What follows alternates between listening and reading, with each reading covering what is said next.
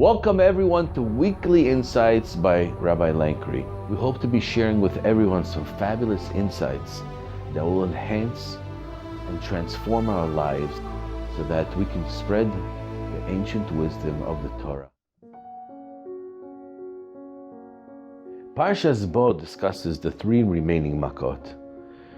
We have the Arbe, the Choshech, and Makat Bechora. The Arbe is the locust that came over the land of Egypt.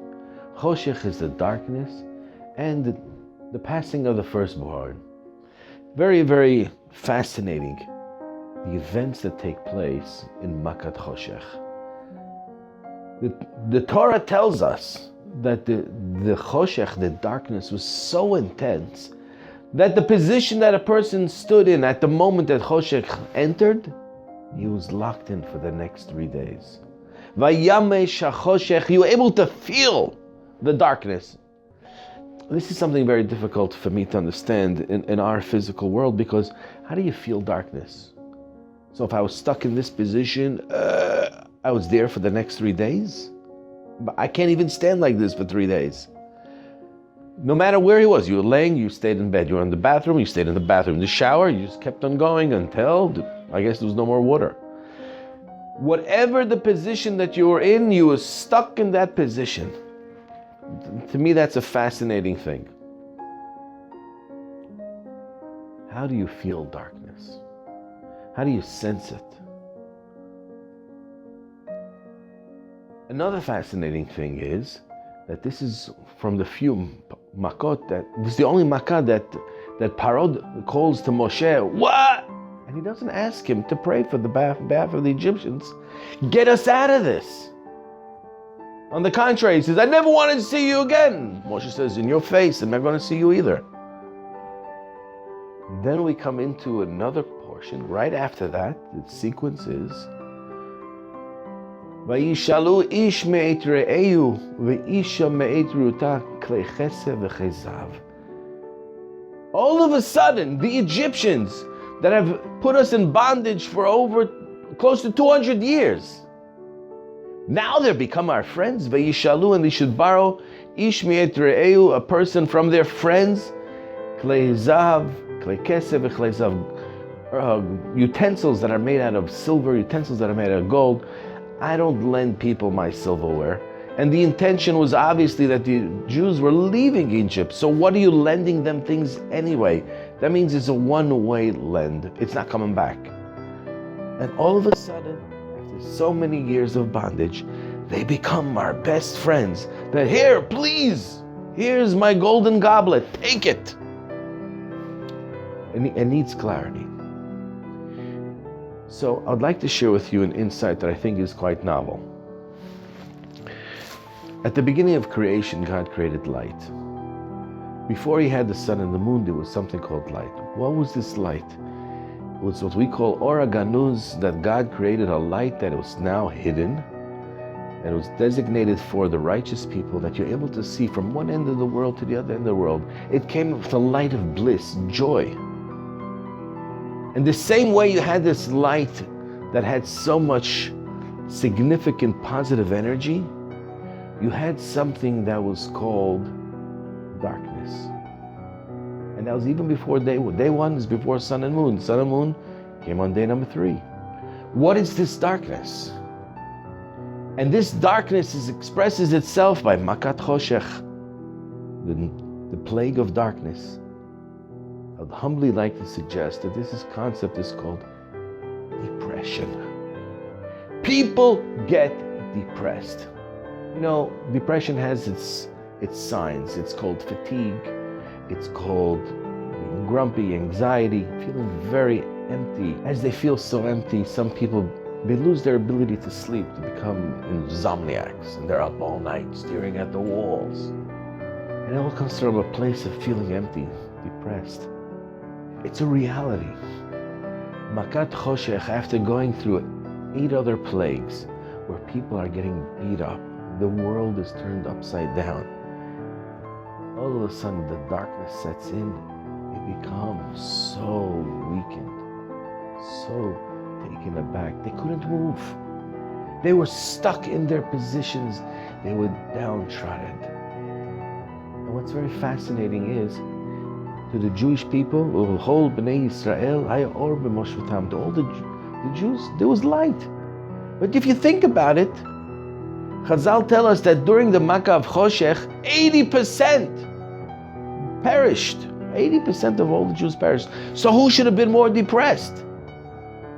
The Jew. But the Jew wasn't depressed. The Jew was busy, he was excited. He was preparing for his coming up Exodus. And he had to bury the dead. He had to do mitzvahs of Levat HaMes. Every day there was tons of funerals. And they had to do what they had to do. So what happens next? So we analyze, Choshech is depression. How do you get out of depression? How do you pick yourself up from the bootstraps? And here in this plague, Moshe didn't pray for the Egyptians. Get us out of this depression. Instead, something else came about, which is a fascinating insight to life, and it can transform our lives from a life of Prozac nation into a world of success and lack of depression. The pasuk says like this: "Vayishalu ish meit re'eu, ish meit riuta, klei chesed v'klei zav." They borrowed from one another utensils that were made out of silver and gold. And all of a sudden, the Egyptians became our friends. Explains the Gaon Mevilner a fascinating insight.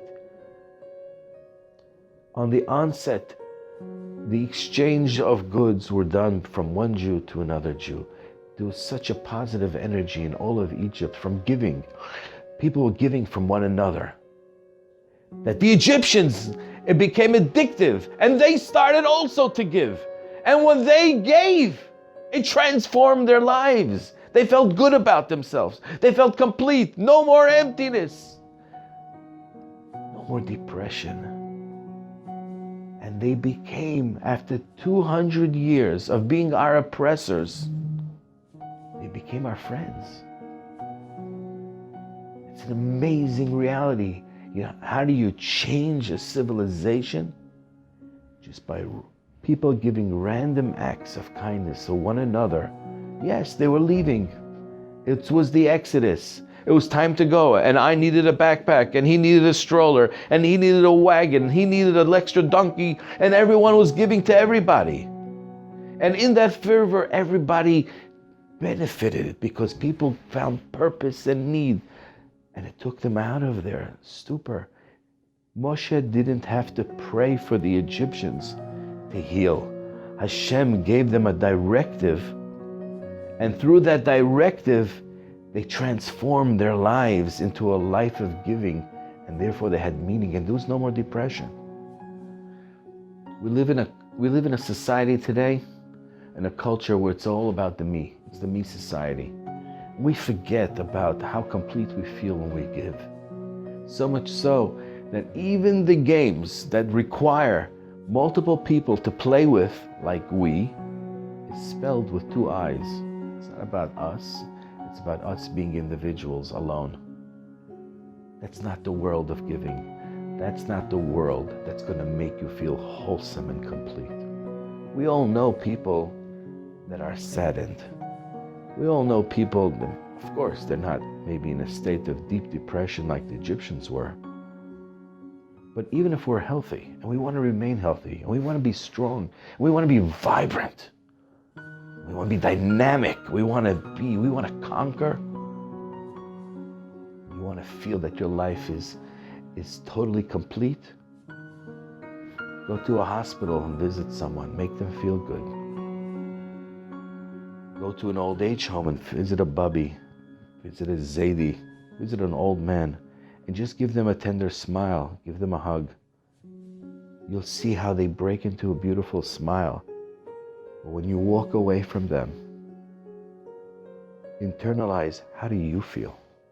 Because you know what you're going to feel? You're going to feel awesome. You're going to feel great. You made a difference. You're going to feel serene. You're going to be full. And you're going to feel that you have now a brand new best friend. The Egyptians, our oppressors, became our best friends because they were introduced to the concept of giving. become a giver and live life. Shabbat Shalom. Thank you for watching. Please click right over here to subscribe to our other videos that will be coming shortly. Thank you.